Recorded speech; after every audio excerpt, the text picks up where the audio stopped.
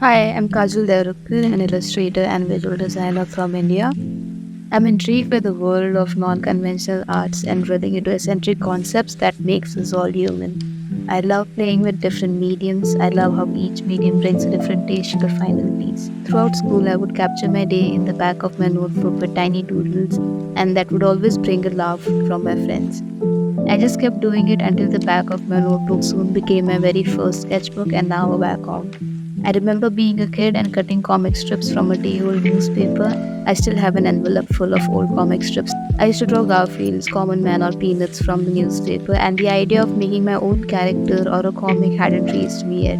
I now enjoy making characters with their own quirks and giving them their own world and a story to live in.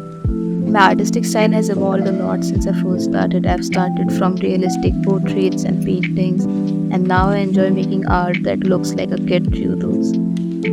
After spending days into a painting before, I looked for something that would break me away from the perfection and let loose of those rules.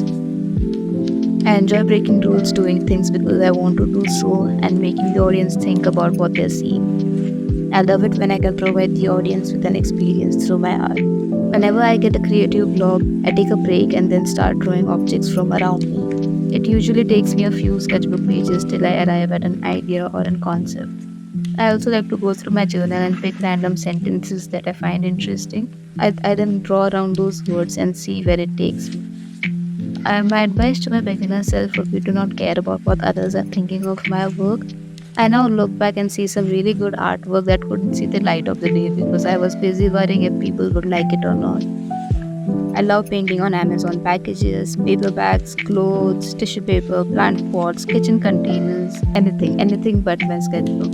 I love the texture and the creative possibilities that each object gives. It makes me feel like I'm giving them their fun little personality through these tiny drawings. My current go to snack while working on illustrations is banana chips.